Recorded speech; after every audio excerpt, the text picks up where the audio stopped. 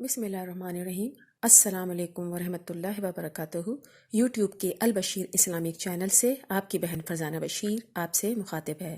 آج کا ہمارا موضوع ہے خواب، اس کی حقیقت، اس کی اقسام، ہم خواب کیوں دیکھتے ہیں اور خواب کی کیا تعبیر ہو سکتی ہے، اور قرآن اور سنت کی روشنی میں یہ بھی بتاؤں گی کہ خواب کی اصلیت کیا ہے، اور قرآن میں کون سی صورت ایسی موجود ہے جو پورے کے پورے خواب کے اوپر موجود ہے۔ تو سب سے پہلے ایک بات میں آپ کو واضح کرنا چاہتی ہوں کہ اگر آپ اس حوالے سے کوئی کوسچن پوچھنا چاہتے ہیں خواب کی تعبیر کے حوالے سے تو آپ مجھے کمنٹ کر سکتے ہیں یوٹیوب کے چینل پہ۔ میں پوری کوشش کروں گی کہ میں اس کا تسلی بخش آپ کو جواب دے دوں۔ انسان جب رات میں سوتا ہے تو دیکھا جائے تو وہ ایک طرح سے موت کی وادی میں چلا جاتا ہے، اور جب یہ ایک چھوٹی موت کہلاتی ہے اور انسان کے جسم سے روح علیحدہ ہو جاتی ہے، اور جب وہ روح علیحدہ ہو جاتی ہے اس کے بعد انسان مختلف قسم کا خواب دیکھتا ہے۔ بچے کا خواب الگ ہوتا ہے، عورت کا خواب الگ ہوگا، مرد کا الگ اور بزرگ کا الگ۔ مختلف اوقات میں مختلف خواب دیکھے جاتے ہیں، سب کی تعبیریں بھی مختلف ہوتی ہیں۔ قرآن پاک میں سورہ یوسف ایک پورے خواب کا واقعہ ہے جس میں حضرت یعقوب علیہ السلام اور حضرت یوسف علیہ السلام کا قصہ موجود ہے کہ جب حضرت یوسف علیہ السلام نے ایک خواب دیکھا اور وہ خواب اپنے والد سے بیان کیا۔ خواب یہ تھا کہ انہوں نے یہ دیکھا کہ چاند، سورج اور 11 ستارے ان کو سجدہ کر رہے ہیں۔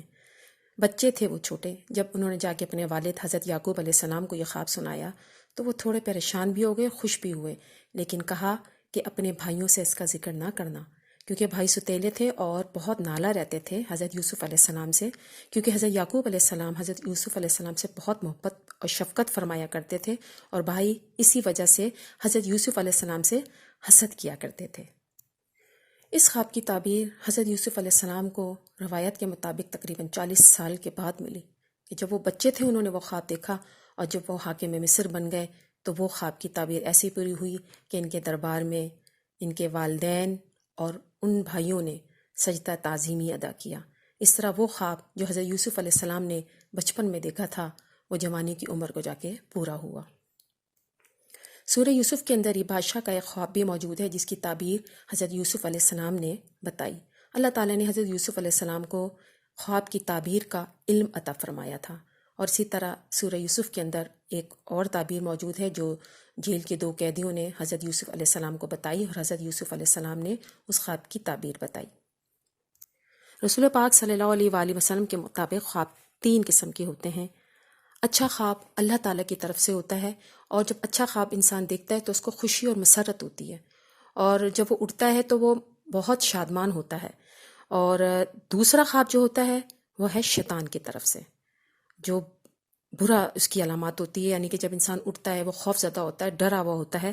کوشش یہ کرنی چاہیے کہ ایسے خواب دیکھنے کے بعد اپنے الٹی طرف 3 بار تھتکاریں اور اعوذ باللہ من الشیطان الرجیم پڑھ کے اپنی کروٹ کو بدل لیں۔ اس طرح یہ ہوگا کہ آپ کا خوف بھی کم ہو جائے گا۔ دوسری بات یہ کہ ایسے خوابوں کا ذکر کسی سے بھی نہ کریں۔ تیسرے خواب ہوتے ہیں ایسے خواب، یعنی انسان اپنی ہی نفس سے گفتگو کر رہا ہے، یا نفسیات والے ایسے خواب جو دن میں ہوتے رہتے ہیں اور وہ رات میں آپ کو خواب میں نظر آ جائیں۔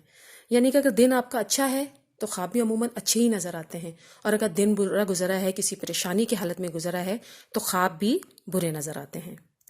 رسول پاک صلی اللہ علیہ وآلہ وسلم نے ارشاد فرمایا، نبوت ختم ہو گئی لیکن خوشخبریاں باقی ہیں۔ صحابہ کرام نے پوچھا، یا رسول اللہ صلی اللہ علیہ وآلہ وسلم خوشخبریاں کیا ہیں؟ آپ نے فرمایا، اچھے خواب، یعنی کہ اللہ تعالیٰ کا خواب کے ذریعے ایسی باتیں خواب میں بتا دیتا ہے جو کہ آنے والی ہوتی ہیں۔ ایک حدیث کے مطابق جو سچا مومن اور کامل ہوتا ہے اس کو باکثرت خواب آتے ہیں، اور وہ عموماً سچے ہوتے ہیں۔ رسول پاک صلی اللہ علیہ وآلہ وسلم نے فرمایا کہ خواب نبوت کا 46واں حصہ ہے۔ کچھ لوگوں کو خواب یاد بھی نہیں رہتے، اور کچھ لوگوں کو خواب بہت زیادہ زبردست طریقے سے یاد رہتے ہیں، اور کچھ لوگ ایسے ہیں جن کو بہت زیادہ ڈراؤنے خواب آتے ہیں اور وہ ڈر بھی جاتے ہیں کہ پتہ نہیں اس کی تعبیر کیا ہوگی۔ تو اس کے اندر بھی ایک چیز یہ ہے کہ عموماً ایسا ہوتا ہے کہ خواب رات میں پیٹ خراب ہوئی، کوئی ایسی چیز ہو، اس کی وجہ سے ڈراؤنے خواب بھی آنا شروع ہو جاتے ہیں۔ ضروری نہیں کہ اس کی تعبیر بھی بری ہو، اور کوشش یہ کرنی چاہیے کہ رات کو جلدی سویا جائے، پیٹ کو ہلکا رکھا جائے تاکہ خواب بھی اچھے نظر آئیں۔ جو خواب سحری کے وقت رات کے پچھلے پہر آتے ہیں وہ دیگر خوابوں کے مقابلے میں زیادہ سچے ہوتے ہیں۔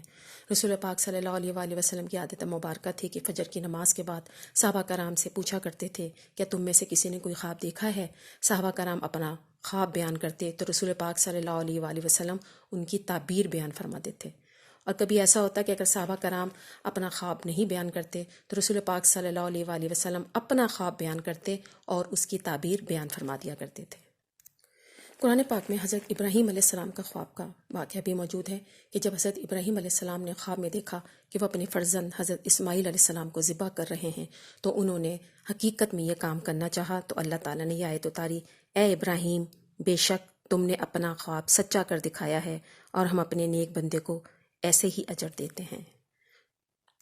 رسول پاک صلی اللہ علیہ وآلہ وسلم نے ارشاد فرمایا جب تک خواب بیان نہ کیا جائے وہ پرندے کے پاؤں پر ہوتا ہے، جب اسے بیان کر دیا جائے تو وہ واقع ہو جاتا ہے۔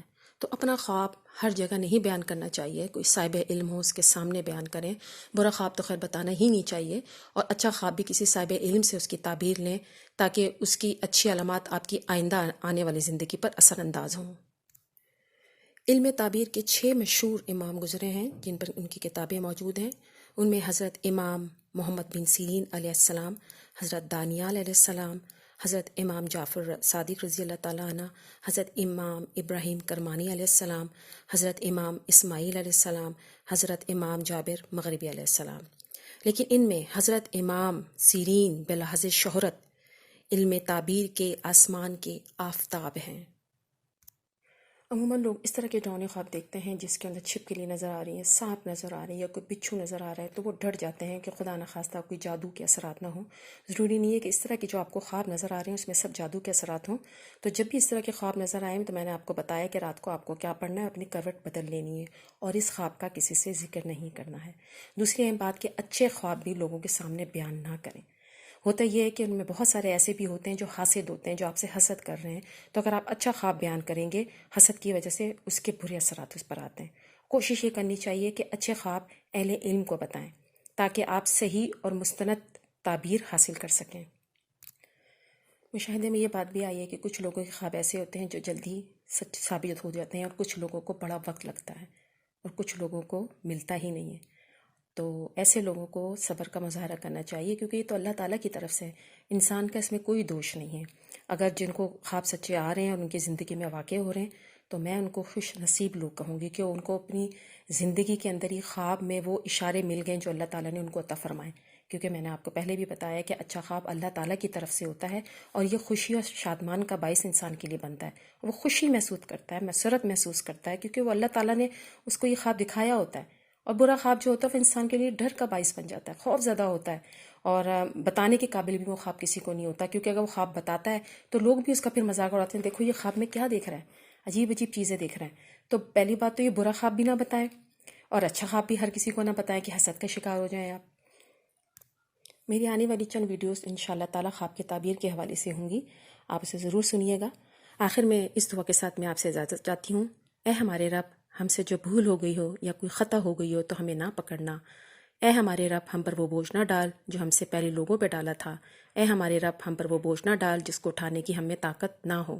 ہم سے درگزر فرما اور ہمیں بخش دے اور ہم پر رحم فرما، آمین۔